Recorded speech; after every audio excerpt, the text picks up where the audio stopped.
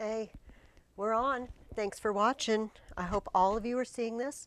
I want you to get your reading guide. Pause the video if you need to, get your reading guide. And I'm going to go through some things that happened after the end of Livy and before the war with Jugurtha, the Sallust that you're getting ready to read. And the first thing I want you to do is go to page 104 of your reading guide. I'm not going to talk about this and read this. You can read this for yourself. But this gives you an idea of the progression, the wars, the unrest, the same thing repeated that we've been reading about in Livy continues to go on.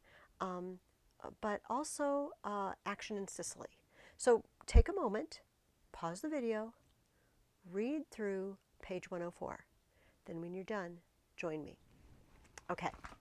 So with that done, let's look at page 105. Let's talk about the Punic Wars.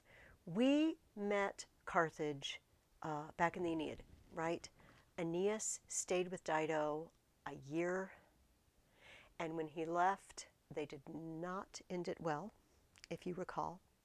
And she said something to the effect that, may my descendants be your enemies forever. May there never be peace between your people and my people. And there's certainly not peace between her and Aeneas, even if she was dead, hanging out in the underworld. So, how did this curse turn into full-blown war, and what happened in these wars? That's what we're going to talk about. So follow along in the outline with me. First of all, Carthage. We know already from the Aeneid, settled by the Phoenicians about 800 BC. So for reference, the traditional founding of Rome is 753 BC. So roughly the same time. The Romans referred to these people as Puni, Phoenicians, and from that we get Punic, which is why these wars are called the Punic Wars. They're wars against a people from Phoenicia. Carthage is on North Africa, and the coast of North Africa, not very far from Sicily, which is not very far from Italy. And it was a fabulous location to build a city. Trade going back and forth from Spain, I'll do my map backwards for you guys, from Spain and the Middle East, passed by Sicily, Italy, and Carthage. So Carthage wanted a piece of the action, and it got a piece of the action. By the 3rd century, which remembers the 200s BC, 250,000 inhabitants. So we're used to cities of that size. I don't know how many, the Quad Cities, I'm sure excels that population, but this was a huge, huge city at that time, and luxurious beyond belief. They had the goods of the world passing by their doorstep, and they took a piece. It was a lovely city, but from that Roman standpoint, very luxurious. Okay, so what happens? Rome, as it is expanding, comes into conflict with Carthage, who also feels like it needs a piece of the action and has a piece of the action. In 508, they made a treaty, Rome and Carthage. The Romans would not sail west to go towards Spain, and the Carthaginians would not go the east. So Rome, you get the eastern half, Carthage gets the western half. The Greek colonies, however, remember the boot and heel of Italy are peppered with colonies from Greece. They're allied with Rome at this point, and they are often attacked when trading with Spain. They weren't included in the agreement that they couldn't go to Spain. But Carthage said, we decided no allies of Rome also are allowed to trade in Spain.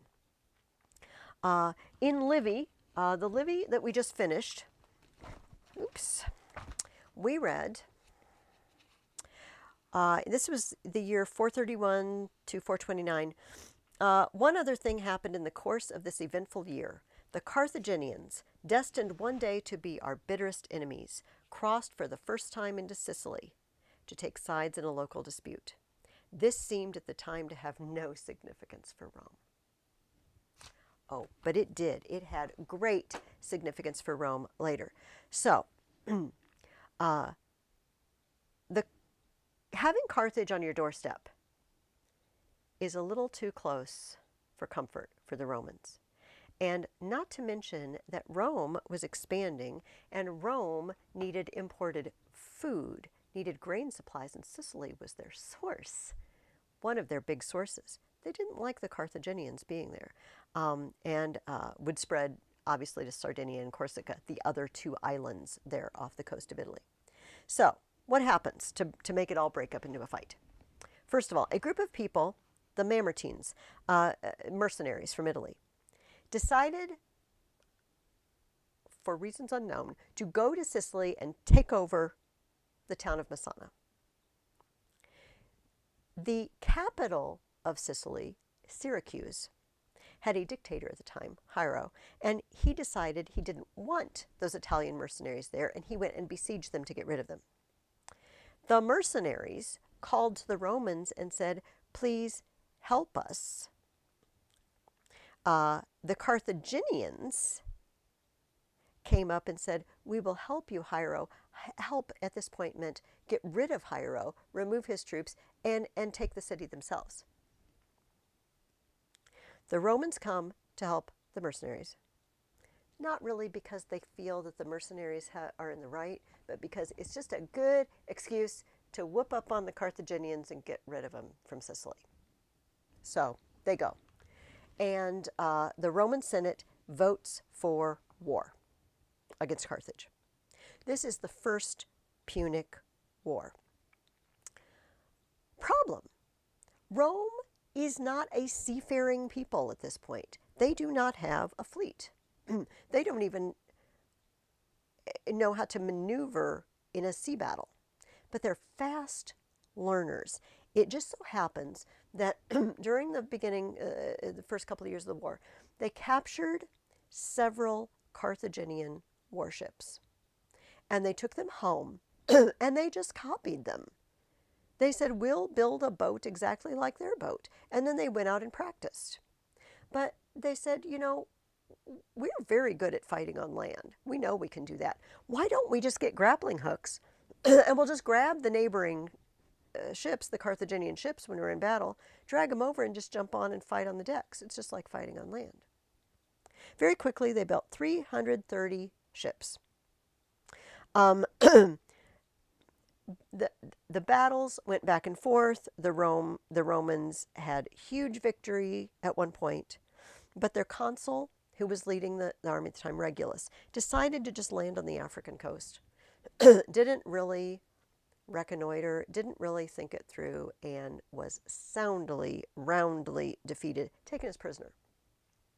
And the famous story of Regulus is that he was so honest that after he'd been prisoner for several years, the Carthaginians said, look, we're going to send you back to Rome to talk about peace terms with the Senate.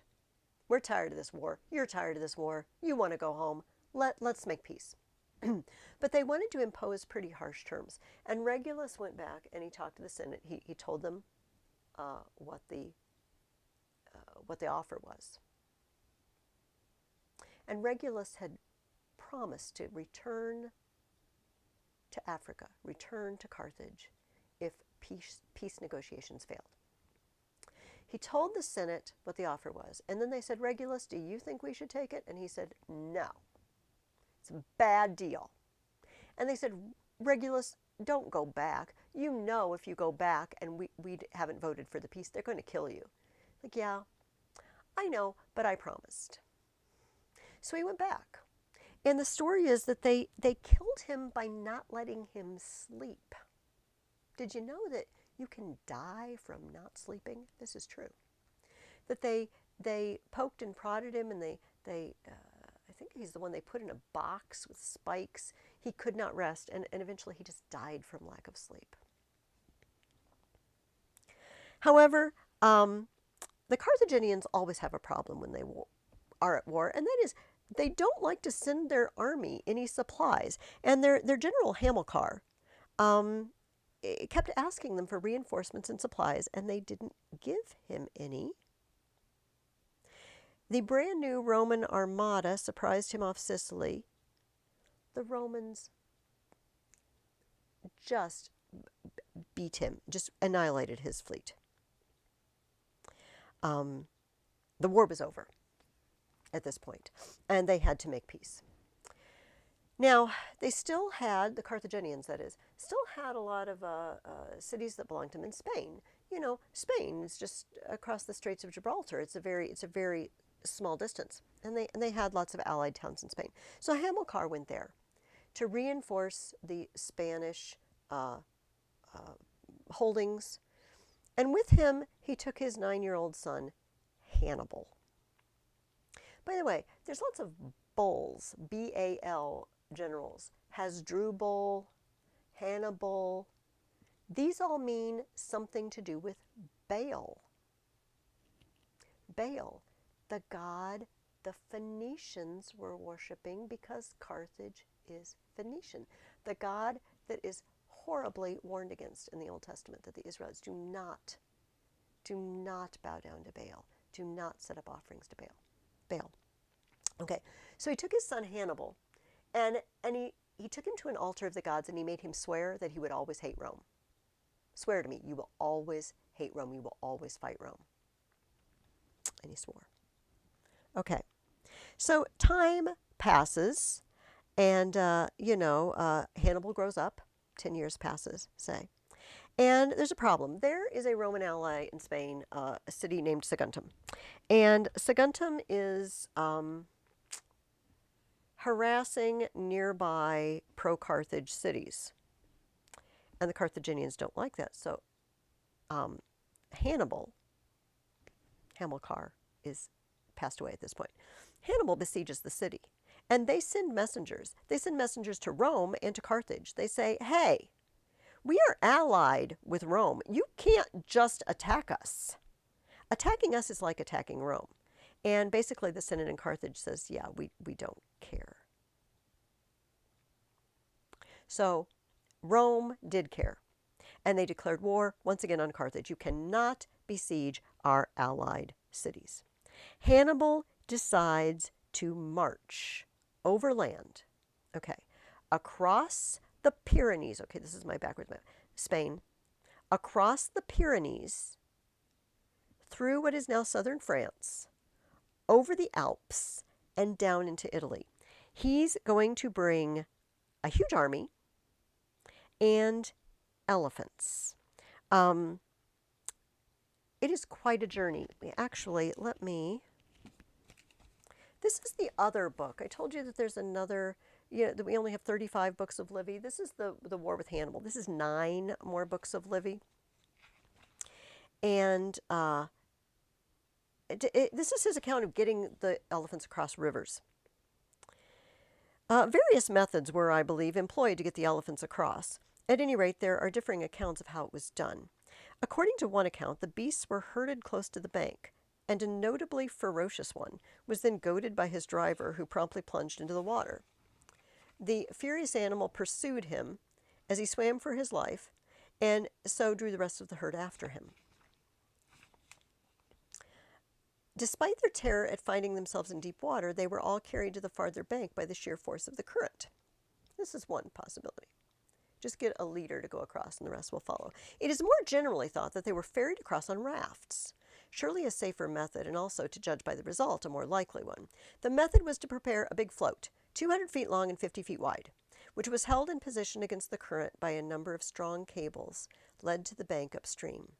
It was then covered with soil like a bridge to induce the elephants to walk onto it without fear, as if they were still on land. To this float, a second raft, of the same width but only half the length, and suitable for towing across the river, was attached. The elephants, the females leading, were driven onto the float, supposing it to be a solid road, and then passed onto the raft, when the ropes which lightly attached it to the float were immediately cast off, and it was towed over to the farther bank by rowing boats.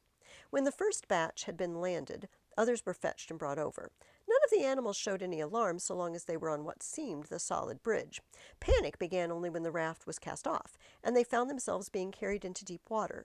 It was then that they showed fright, those nearest the edge backing away from the water and causing much jostling and confusion among their companions, until their very terror at the sight of the water all around them seemed to freeze them into stillness. A few completely lost their heads and fell into the water.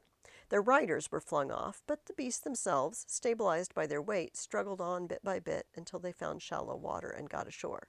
Tell you what, I do not want to be trapped on a raft with an upset elephant, ever. I placed on the next couple of pages, please turn with me to the next page where it says, From the War with Hannibal.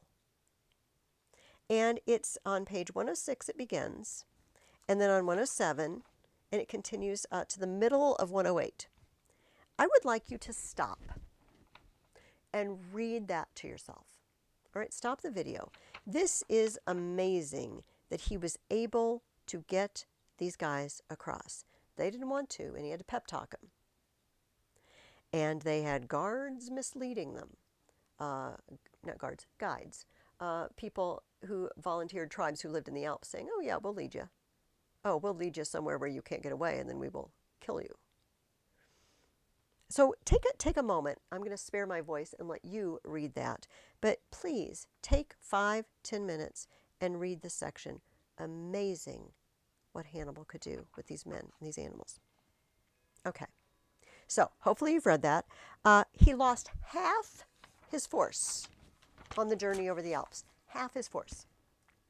But he got down into Italy, and the Romans were very, very concerned, to say the least.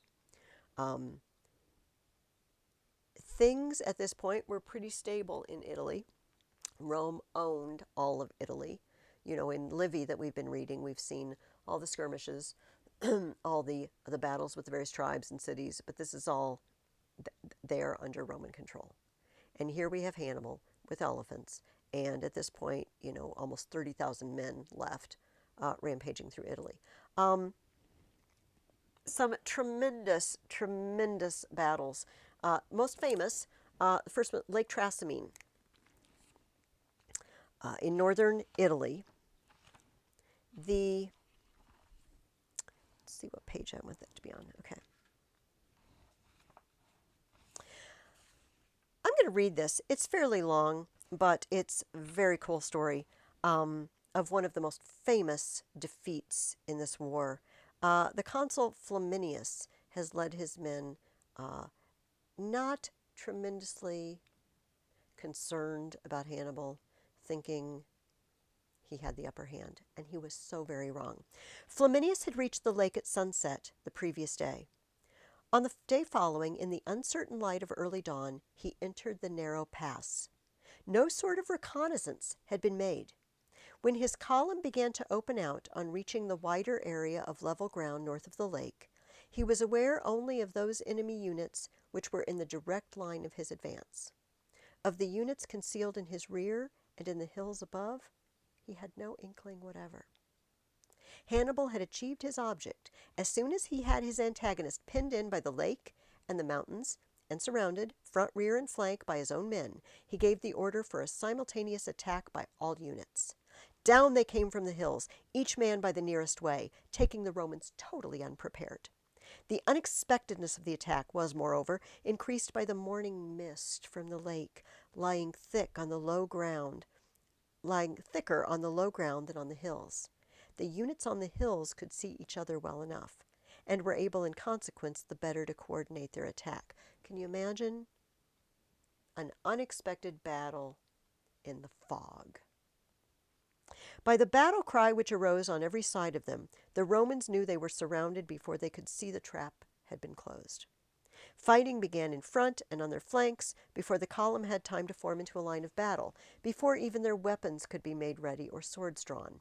In the general shock and confusion, Flaminius, so far as such an emergency permitted, kept a cool head, and tried as well as time and place allowed to reduce the chaos in the ranks to some sort of order, as each man swung this way or that to face the shouts of triumph or calls for help that met his ears.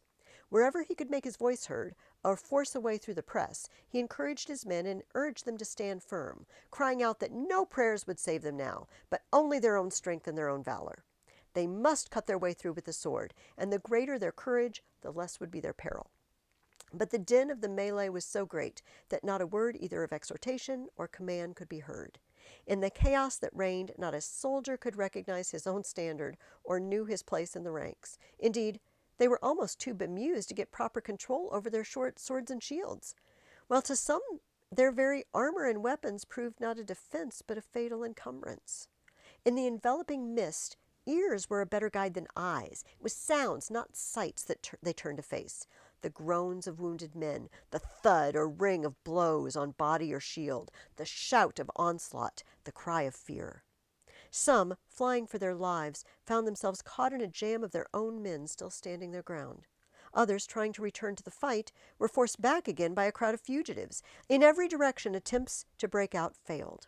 The mountains on one flank, the lake on the other, hemmed them in, while in front of them and behind stood the formations of the enemy. When at last it was clear to all that the one hope of life lay in their own individual swords, the nature of the struggle was transformed. No man now waited for orders or exhortation. Each became his own commander, dependent on his own efforts alone. Familiar tactics, the well-known disposition of forces, were flung to the winds. Legion, cohort, company no longer had any significance. If formations there were, chance alone made them. To fight in front or rear was a matter for the spirit in each breast to decide. So great was the fury of the struggle, so totally absorbed was every man in its grim immediacy, that no one even noticed the earthquake, which ruined large parts of many Italian towns, altered the course of swift rivers, brought the sea flooding into estuaries, and started avalanches in the mountains. For 3 long and bloody hours the fight continued, and most furiously of all around the person of Flaminius. His best troops kept constantly at his side, and he was always quick to bring support to any point where he saw his men in trouble or likely to be overwhelmed. His dress and equipment made him a conspicuous figure, and the enemy attacks were as determined as the efforts to save him, and so it continued until a mounted trooper, an Insubrian named Ducarius, recognized his face. Calling to his fellow tribesmen, "There's the consul," he cried, "who destroyed our legions and laid our town and our fields in ruin. I will offer him as a sacrifice to the ghosts of our people foully slain." Putting spurs to his horse, he galloped through the thickest of the press, cut down the armor-bearer who had tried to check his murderous intent, and drove his lance through Flaminius's body. Only the shields of some veterans of the reserve prevented him from stripping the corpse. For a large part of the Roman army, the consul's death was the beginning of the end.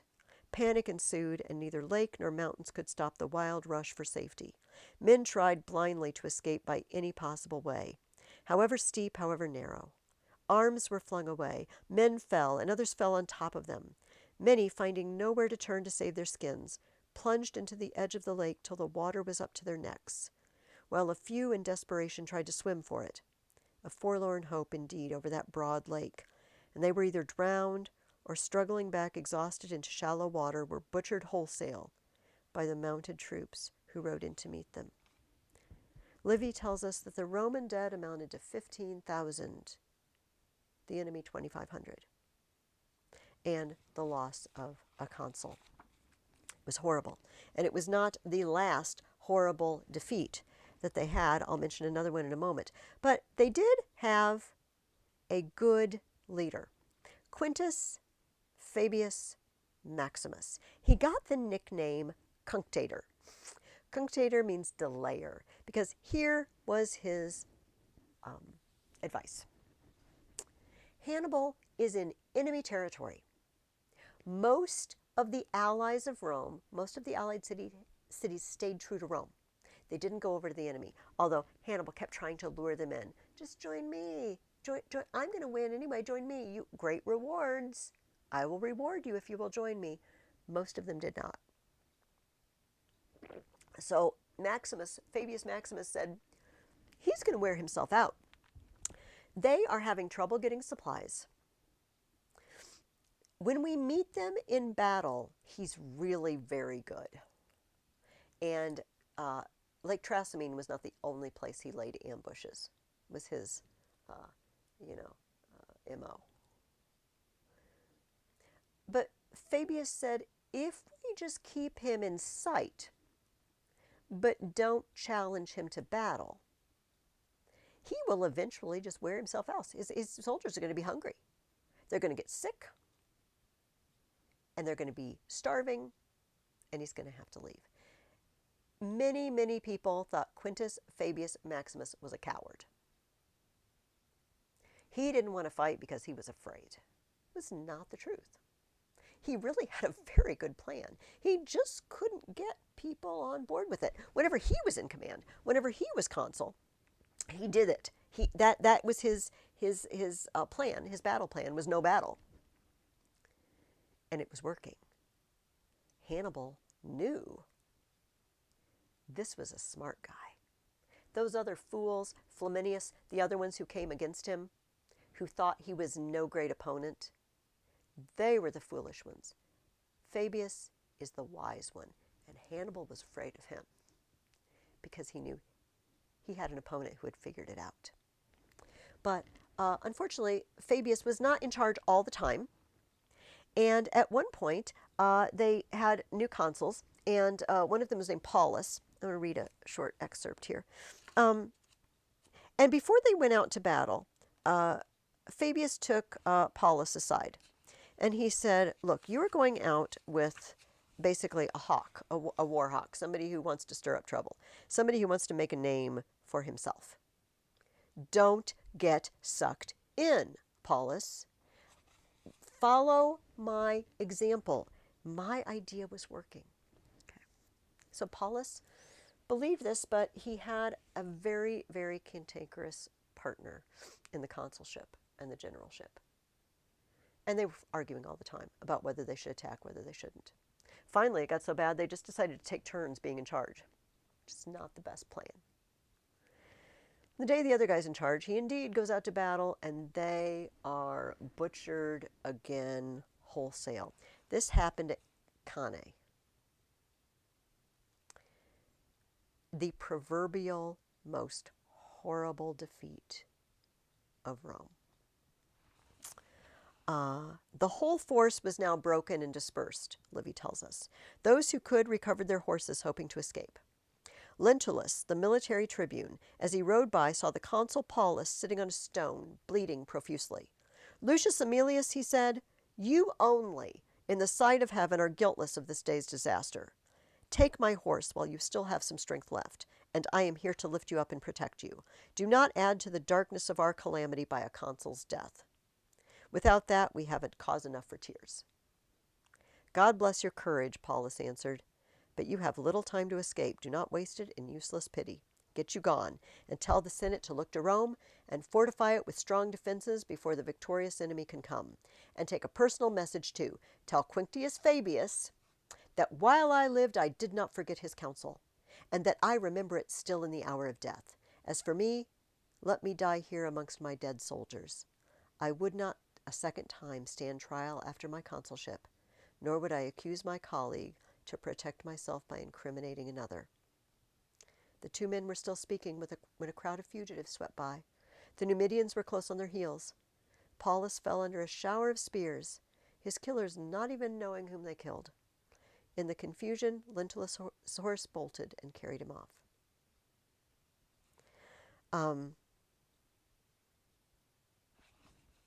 Enormous, enormous losses.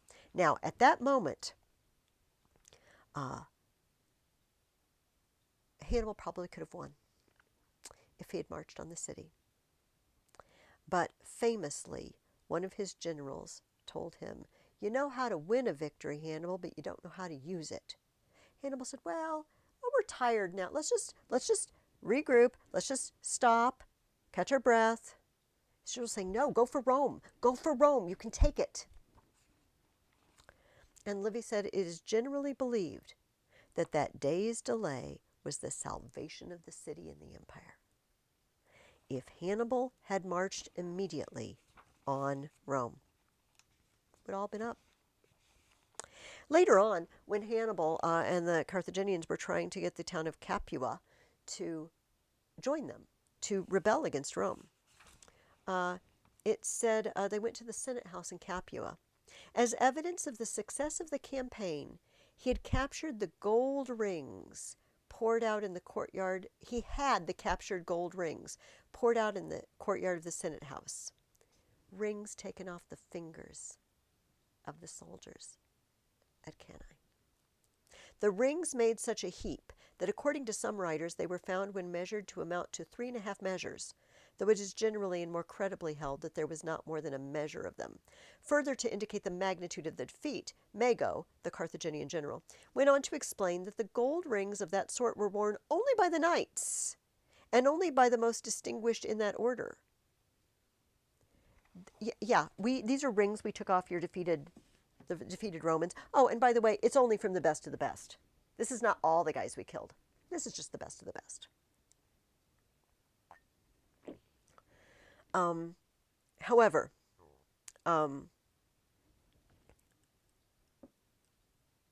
Fabius Maximus was right that Hannibal was wearing himself out. And he had that ever-present problem for Carthaginians. The guys back home refused to send supplies and reinforcements. I'm losing people. People are dying. I need food. I need more soldiers. They didn't send them. Finally, a young man named Scipio. Scipio's uncles had been in charge in Spain and had both died in Spain. And they sent, the Senate sent Scipio, younger Scipio, to Spain to avenge his uncle and dad, which he did. And when he came home, he said, I have an idea. Here's what really needs to happen in this war. We need to send our troops to Carthage. We need to send an army to Africa. And when we do, Hannibal will go home to defend his own territory and his own people, and he will leave Italy. The Senate did not like this. Our friend Quintus Fabius Maximus, the delayer, cunctator, said, that's crazy. Do you think we should pull our men out of Italy and send them somewhere else when we have a crazy enemy rampaging up and down Italy? Scipius, yeah, that's what I think we should do. Against opposition, he gets the order to do so. And at the Battle of Zama in 202, this war has been going on now for, almost 20 years. 15, 20 years. Carthage is defeated. Hannibal goes on the run. He ends up in the east. He tries to stir up allies in the east, Persia, Syria, to go against the Romans. He actually ran into Scipio in the east. Once Hannibal was living there and Scipio was sent as an envoy, and they met each other. Now, let's see if I can remember this story. I didn't look this up before I recorded this. It goes something like this, that Scipio asked Hannibal who was the greatest general in the world. And he said, Alexander the Great. Well, who's the second best? Hannibal says, me. Well, he says, well, and Scipio's confused because he beat Hannibal. Scipio beat Hannibal. He said, well, what if I hadn't beaten you? How would you rate, what would your tally be if I hadn't beaten you? He said, then I'd be the greatest general, not Alexander the Great. Eventually, though, Hannibal ended up committing suicide. He was just a liability to everyone who had him. But he never stopped hating Rome. Kept his vow to his dad. Now, time passes. And Carthage is recovering, over the next 50 years. But they had made an arrangement at the peace treaty that they would not make any war without Rome's consent. There's a typo in my outline. Not to make war without Rome's consent, okay? And they had some neighbors, the Numidians, that were harassing them. And they started small-scale operations against their neighbors. It was basically self-defense, but it was against the treaty. And at the time, there was a man in the Senate, Cato the Elder, a wise man revered by all.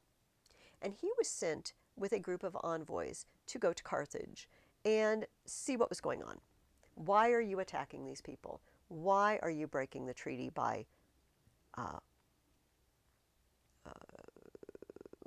giving battle to neighbors without our consent?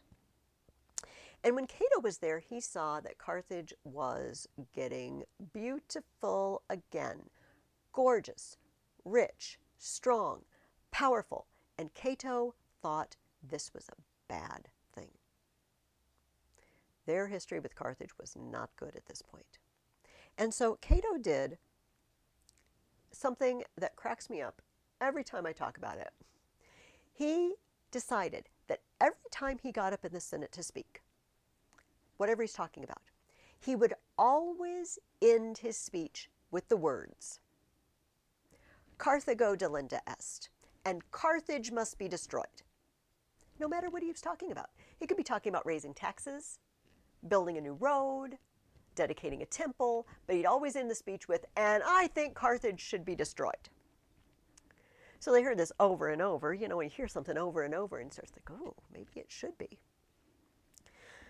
So finally, Carthage ended up declaring war on Numidia, on their neighbors. Not small-scale skirmishes anymore, but full-out war, which broke their treaty, so Rome declared war on them. It wasn't much of a war. By the way, this is 146 BC. I didn't put that on the outline. 146. Carthage sends 300 of their children as hostages to Rome, surrenders all their ships and weapons, moves 10 miles inland. They knock down Carthage completely. And Carthage, as it existed, is burned to the ground. And turn with me to page 108 now in your reading guide. This is the final destruction of Carthage. And by the way, this Scipio is the adopted son of the other Scipio. Thereupon Hasdrubal secretly presented himself to Scipio bearing an olive branch. Scipio commanded him to sit at his feet, and there showed him to the deserters. When they saw him, they asked silence, and when it was granted, they heaped all manner of reproaches upon Hasdrubal, then set fire to the temple and were consumed in it. All right? These people hate him because he surrendered. You dirty, rotten general, Hasdrubal, you should have fought to the death. His naysayers here are fellow Carthaginians. And they set fire to the temple they were in and burned themselves to death in it. It is said that as the fire was lighted, the wife of Hasdrubal, in full view of Scipio, arrayed in the best attire possible under such circumstances, and with her children by her side, said in Scipio's hearing, For you, Roman, the gods have no cause of indignation, since you exercise the right of war. Upon this Hasdrubal, betrayer of his country and her temples, of me and his children, may the gods of Carthage take vengeance, and you be their instrument. Then turning to Hasdrubal, Wretch, she exclaimed, traitor, most effeminate of men, this fire will entomb me and my children. Will you, the leader of great Carthage, decorate a Roman triumph? What punishment will you not receive from him at whose feet you are now sitting? Having reproached him thus, she slew her children, flung them into the fire, and plunged in after them. Such, they say, was the death of the wife of Hasdrubal, which would have been more becoming to himself.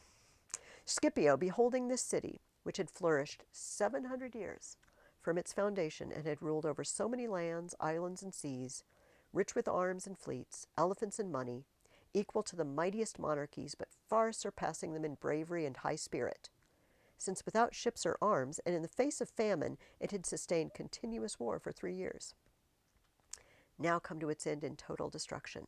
Scipio, beholding this spectacle, is said to have shed tears, and publicly lamented the fortune of the enemy. After meditating by himself a long time, and reflecting on the rise and fall of cities, nations, and empires, as well as of individuals, upon the fate of Troy, that once proud city, upon that of Assyrians, the Medes, the Persians, the greatest of all, and later the splendid Macedonian Empire, that's Alexander the Great. Either voluntarily or otherwise, the words of the poet escaped his lips. The day shall come in which our sacred Troy and Priam and the people over whom spear-bearing Priam rules shall perish all. Being asked by Polybius, a friend and historian who wrote a history of this war, being asked by Polybius in familiar conversation, for Polybius had been his tutor. What he meant by using these words, he said that he did not hesitate frankly to name his own country, for whose fate he feared when he considered the mutability of human affairs. And Polybius wrote this down just as he heard it. Carthage was no more. Now, please turn with me. I want to get you ready for the book you're going to read this week, all right? I'm just going to whiz through this. Thank you for staying with me. Stay with me, please. Look on page 110 with me. So let's just talk about the situation in Italy, in Rome, after Carthage fell. By the way, there were some Romans later who said that the final fall of Carthage was the worst thing that could happen to Rome, because Rome started to get lazy, and Rome turned on herself. Just like we've seen in Livy, as we've been reading, that as soon as when there's outside war, they face that, but when there's peace, they eat themselves. They eat each other like wild animals. It gets worse from here on out than we've previously read. But Carthage had been their arch enemy. It was their reason to stay strong and brave and mighty, and it was gone. So they turned on each other. So Rome is now rich. Rome, but same year they destroyed Carthage, they also destroyed Corinth in Greece and took over Corinth. So Rome is becoming the Rome that we think of when we think Roman Empire. Holdings in Spain, North Africa, Greece, all of Italy, Sicily. They've become an empire. And because of that, they have much corn. It's corn. It's not maize, wheat, grains coming in. Sicily, Sardinia, Spain, Africa, sending food. Okay, what happens when you have lots of something? It gets cheap, right? The more you have of it, the cheaper it is. The less you have of it, the more expensive it is. This is the way it works. So you have grain flooding into the capital and to Italy, and the Italian farmers can't compete. It costs them too much to grow food. Then they can sell it for. In addition, slaves, captured war slaves, are flooding into Italy, and it's just cheaper to have slaves do your work than to do it yourself. Hired men, if you hired men to work on your farm, they were subject to be called to war. They were subject to the draft, but slaves weren't. So all these people who would have been your hired men, they got no job. I can't afford to just be a small farmer anymore. Can't compete. Let's look at C first. These latifundia, large farms. Senators bought large tracts of land. The Senate gave out land. If I have to go to war and I'm the government, I have to go to war, I borrow money from you. Okay, so when the war is over, I need to pay back the loan. And often it was paid back in land grants. So because of all this, we have large farms employing slaves instead of hired men. All the people who would have been a small farmer or a hired man have no means of livelihood, and they end up in the city. They end up in the city, poor, hungry, looking for jobs, and the government begins its ongoing welfare. The grain dole. Free food if you live in the city. If you're going to give me free food, I'm just going to stay here. So Rome grows and grows. But imagine, I don't think we have to imagine very hard. Imagine large cities with a large population of people who are just idle, poor, and looking for a reason to cause trouble. That's Rome. Okay, so that takes me to the grandsons of Scipio, the older Scipio who defeated Hannibal at the Battle of Zama. This Scipio had a daughter named Cornelia, and Cornelia was actually married to the other Scipio, the second Scipio that watched Carthage burn. And they had sons, and the Gracchi. And the oldest was Tiberius. Tiberius was elected tribune in 133, and he wanted to do good, although the senatorial party hated him. He decided, here's some rules we should institute. Limit the amount of land one citizen can own to 333 acres, which is still a pretty big plot of land, considering no combines and tractors. He advocated that the sale of all public land sold or leased to private individuals should be returned to the state and divided into 20-acre lots and given to the poor. Oh, if I am one of those people who has purchased some of that land that they were divvying up after battles, and I've got this huge farm, I am not going to be happy if they come and say, you have to give that back. No, we're not actually going to pay you for it. Just give it back, and we're going to divide it up. Landholding senators and the wealthy felt threatened, obviously, and claimed Tiberius wanted to become a dictator. He was out in the forum begging people to pass this law, and a group of senators came and they clubbed him to death. His brother Caius was elected tribune in 124. Tried to do the same thing. This goes under the title land reform in most history books. Tried to break up these large farms that are throwing people out of work to give poor people a little plot that can belong to them.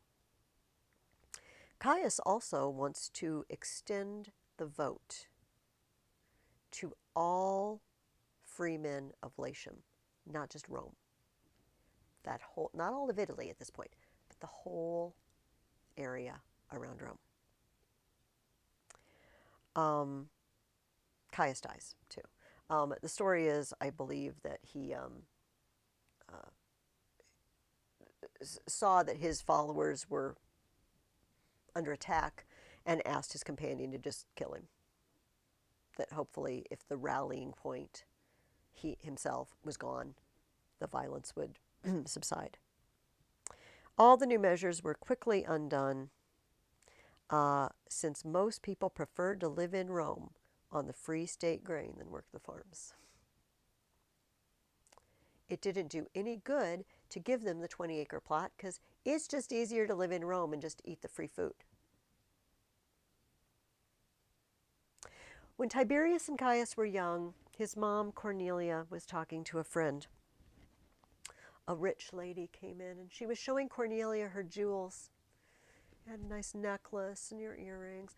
Well, Cornelia, where are your jewels? Do you have any jewels? And the story is that she called Tiberius and Caius to her and put her arms around them and said, "These are my jewels." And they both died because they had powerful enemies. And because people don't like to give up what they already have, even if it's for the good of other people. Okay. So this is the state of Rome as we enter the 1st century BC, all right? As we edge towards the year 100, this is what's going on. And I want to read the part about Marius here. And then I'm going to stop because you're going to meet Marius in the Jugurthine War. All right? And I've been talking a long time. Don't know how long. Thank you if you're still watching. Good for you. And then the rest of this outline, you'll see that it continues. We're going to talk about over the upcoming weeks, okay? There's a problem in Italy. They have 2 enemies at this point. Germanic tribes are pouring down from the north and invading what is now France, what the Romans called Gaul. And a king named Jugurtha in Africa is also rising against Rome. That's what the book you're about to read is about, so I'm not going to go into that too much because you're going to find out the details, okay? There was a law at that point that said only landholding freemen could be soldiers. We don't have enough land-holding freemen anymore. We have slaves working these latifundia, these huge farms. And we have a bunch of poor people living in Rome on the free food. And we don't have enough soldiers anymore. So here's the solution. Marius, who you're going to hear much more about in the next couple of weeks, was a general, elected consul repeatedly. He invited anybody to enlist, whether you own property or not. I will give you land after the war. New recruits, therefore, fought for their general and for war booty, not for Rome or their own land. I'm some poor guy. I've signed up with Marius. I love Marius. He just promised me land. He promised me wealth at the end of this war. He's given me a job now because I was pretty much jobless roaming the streets of Rome. I've got a purpose. I've got a future. And it's all thanks to Marius. Who is my loyalty to? Marius.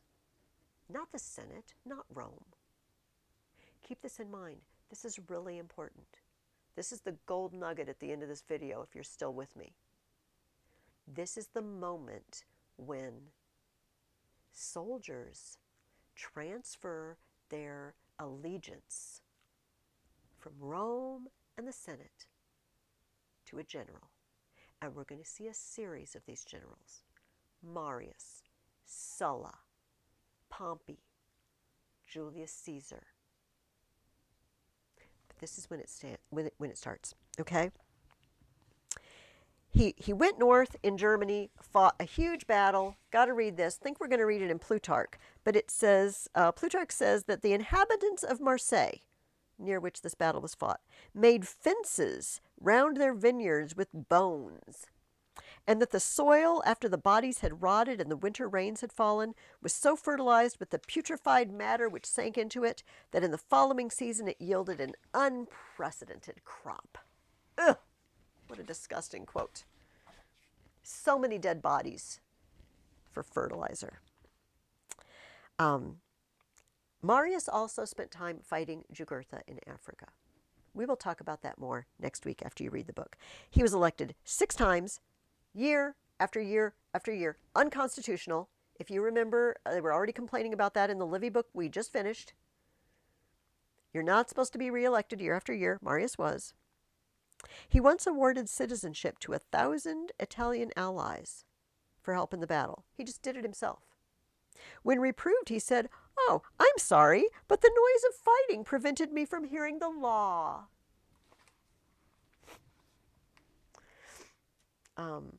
All right, I'm actually going to stop there with Marius because we are going to read not only his war with Jugurtha and what happened there, but we are also going to be reading Plutarch's full life of Marius in a couple of weeks. Thank you so much. If you watched, gold star to you. I will see you next week, and we will talk about Sallust's war with Jugurtha.